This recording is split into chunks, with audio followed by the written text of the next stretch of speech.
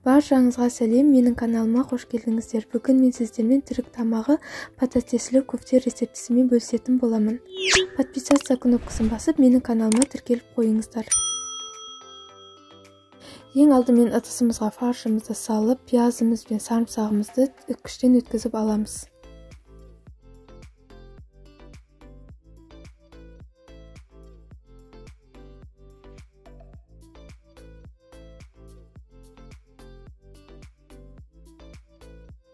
Сосын полигорке қызыл жасыл бұрыштарымызды ұсақтап турап аламыз. Егер сіздерде бұл бұрыш болмаса, оның орнына петрушка қолдансаңыздар болады.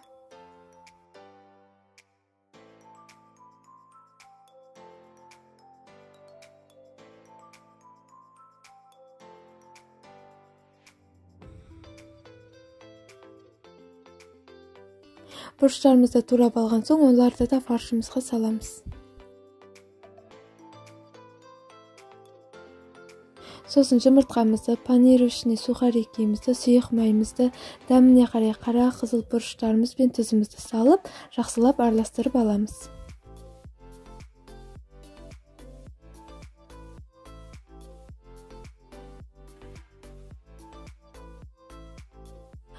Фаршымызды дайындап болғаннан кейін картошкамызды орташа қалыңдықта турап аламыз. Бұл түріктердің пататеслі көфте тағамы, қазақша аударатын болсақ, картошкалы котлет деп аударылады. Енді табамызды азырақ сұйық маймен майлап аламыз. Сосын майлап алғаннан кейін көфтелерімізді кішкентай қылып домалақтап аламыз. Сосын картошка котлеттерімізді кезектестіріп видеодағыдай салып отырамыз. Егер сіздерде баклажан болса, баклажанды да қосып жіберсеңіздер, тамақтарыңыздың дәмі одан да дәмдірек, керемет шығатын болады.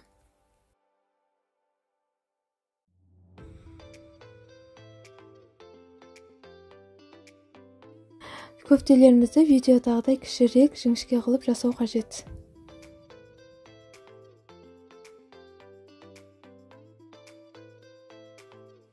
Картошка мен көфтелерімізді салып болған соң, бір помидорымыз бен жарты бұрышымызды турап ортасына салып жібереміз. Сосын томатты соусымызды дайындайтын боламыз. Салқын суымызға 1,5 қасық томатымызды, дәміне қарай тұзымыз бен қара бұрышымызды салып, жақсылап араластырамыз. Сосын табамызға құямыз.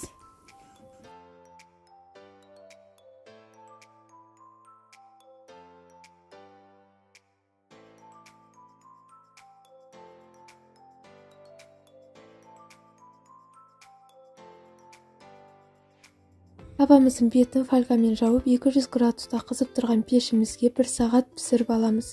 Сосын фольгамызды алып, тағы да 15 минут пісіріп аламыз.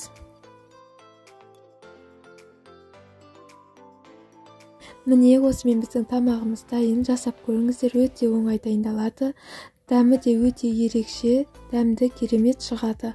Барлықтарыңызға ас болсын.